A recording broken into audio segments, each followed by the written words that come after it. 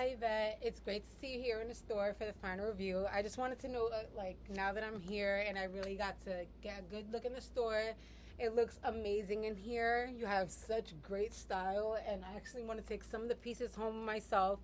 But let's get into business. So it's great to see you for our final review. We've integrated your curation to closet workflow into the digital simulation that was created on Canvas.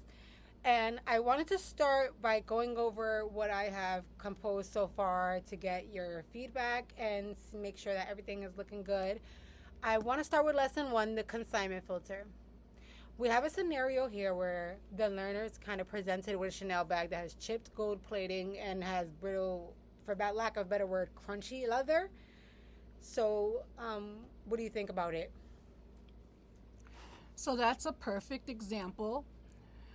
For high-end Maison pieces like Chanel or Dior, the standard is much higher.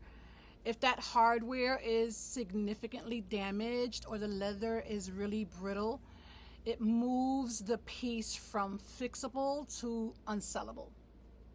Right. And I really think that this is a great way that we can teach all of the students that brittle is a really red flag to them for dry rot. Yeah, exactly. Dry rot is an automatic rejection because the fabric is structurally failing. You can't style your way out of a garment that will literally fall apart on the customer. However, I'm glad you included the distinction for marketable wear. Things like faded vintage denim or softened leather are actually a plus in the Clifton market because they show authenticity and character. Awesome. I actually love that answer because I was kind of thinking about how once I went myself to a vintage store and I got this like super cool fur and I loved it for years and actually I didn't take great care of it. So it went from marketable wear to now I could never sell it myself. I let it fall apart. But now going on to the next part of the modulo, moving into the refresh lab. So we focused a bit on your 5-minute fixes. One of the main things that you like to do in the store when you get some new pieces. And one of the core activities for this particular lab would be the 1970 silk blast with a tea stain that is near the hem. So I love how that scenario turned out. A novice might see a stain and reject the item. But if the garment has a strong soul, we look for the stylist's rescue.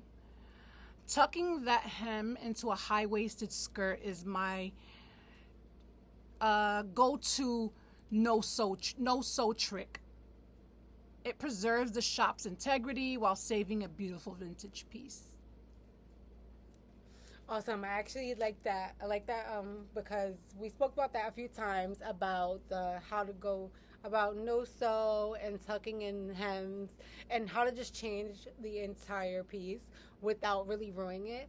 So in this module, we actually listed some pill removers and steamers as the essential virtual tools for the section. Those are the bread and butter of making a piece floor ready without heavy reconstruction. It's more about the refresh, not a total overhaul. Awesome, awesome. So for lesson 3, we're going to be teaching about the golden ratios for mixing eras. And we spoke about this before about how we would be getting pieces to mix and we don't want it to look all costumey. And in this module, I kind of integrated what you were telling me about how we kind of tone them down just a little bit.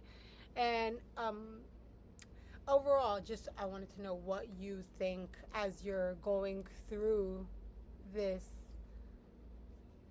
module. The key, I would say, is balance. So if you have like the extreme 80s shoulder pads, you'd need modern accessories or like a streamlined silhouette elsewhere to make it grounded. We also use like visual anchors, like a specific color or like a breathable fabric. It's to break up the heavy textures. In a storytelling suit, if a learner puts a delicate silk next to a heavy studded leather jacket, the feedback should emphasize that visual contrast. It keeps the eye moving so it doesn't get stuck on one dark or heavy spot.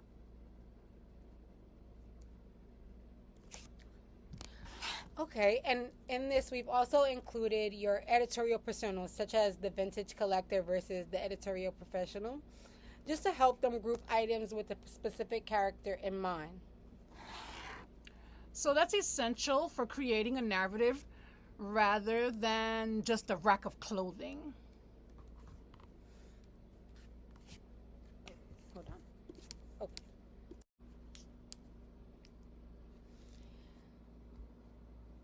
Okay, Yvette, now we're going to start looking at the welcome screen of the digital atelier. I've used some high-res shots of the Clifton shop to set the mood. What do you think about the opening look for this module? So the visuals are spot on. It feels like my shop. But look at that first objective, the identifying marketable flaws. Okay. And let's tweak that. It shouldn't just be about identifying them. It's about evaluating the ROI of the repair. If a junior spends 45 minutes pilling a $20 sweater, I've lost money.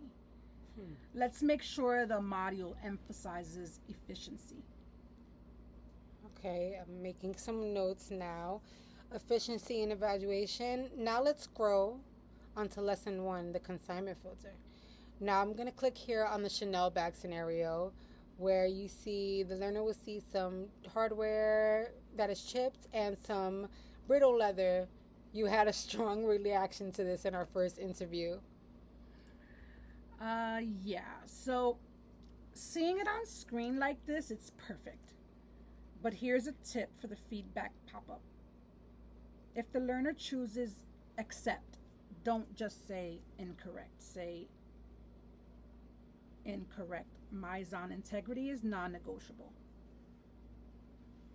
Damaged hardware on a Chanel is a liability to the vintage addict's reputation. We need them to feel the weight of that mistake. It's not just a wrong answer, it's like a brand risk. Okay, all right, that makes sense. All right, now let's move on to the Refresh Lab and go back into the 5-minute fix section where there's a drag and drop toolkit. I see the steamer, the pill remover. Oh, you included the no-sew hem tape. Good. Most people think they need to be a master seamstress to work in vintage, but 90% of what I do is garment architecture. Okay, I have scenario A here and that we were talking about before. So now that you're looking at this, do you think that the choices of scrap or refresh the hem is good for the module? Do you think that this is a good or important module at all?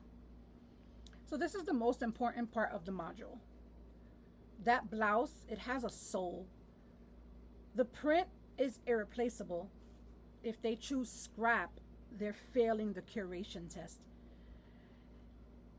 You can give them a tip on the sidebar. Look for the story in the print, not just the flaw in the fabric. If the print is a 10 out of 10, we find a way to hide the 2 out of 10 stain. Should we add a video of how this can be done? Maybe some type of YouTube video of showing how an actual tuck is done? Definitely. 30-second clip showing how to use a modern high-waisted trouser to anchor the tuck. So it shows the learner that styling is a form of repair. Awesome. So I want to go on to phase 3, which is the editorial curation and the golden ratio that we spoke about before. Now this is the storytelling suite, and we spoke about your golden ratio, how you mix the 70s with the 80s. So right here, I'm going to be showcasing 80s power suit jacket paired with a 1970s disco collar shirt. Okay, so looking at it, I would say it looks a bit costumey right now. Why? Because the pants are also vintage. So to make it high fashion, the learner needs to select a modern visual anchor. Okay, that's actually a great tip. So, in the virtual mannequin activity, should I give them like option to add maybe some modern skinny denim or maybe a contemporary heel that just came out in the last 10 years or so? Yes, exactly. The golden ratio isn't just vintage plus vintage. It's vintage plus modern plus character. Tell the learners if the outfit looks like it belongs in a period piece movie, you've gone too far. If it looks like it belongs on a runway in Milan today, you've nailed it. Okay, so we're going to be avoiding the period piece trap. I love that. So now let's look at the floor display activity that I've put together here. The learner is learning how to group silk blouses and leather and other heavy designer pieces, as well as sequins and fur. So make sure you mention breathable visual anchors. If the learner puts 5 black leather jackets together, the rack looks like a black hole. Tell them to slice the leather with creamy silk blouses. It creates a visual break for the customer's eye. That's how you sell the $400 jacket, by making it visible. Okay, and now we're nearing the end of this module. The Choose Your Own Adventure take at the intake desk is the final exam, and if they pass, they get the Attic Approved badge. Does this feel like a reflection of your 22 years in this business? Yeah, it really does. You've captured the gut feeling I have when I look at a piece and turned it into a system. One last thing for the final screen, the editorial touch. What's the specific last touch that you would probably want the viewers or the students in this class to remember? It'd be the hanger alignment. It sounds tiny, but if the hangers are facing different directions, the shop just looks chaotic and we can't have that.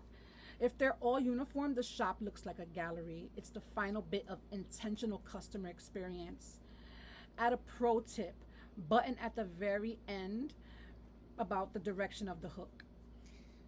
Perfect. So I'm actually going to add that into the production phase before the April 26th deadline that comes up. Oh, awesome. I'm impressed. This doesn't just teach someone how to sell older clothing, it teaches them how to be curation specialists. I'd hire anyone who gets an A in this module. Oh my God. And that is the highest praise that I think that we could get on this. Thank you so much. Oh, you're very welcome. My pleasure.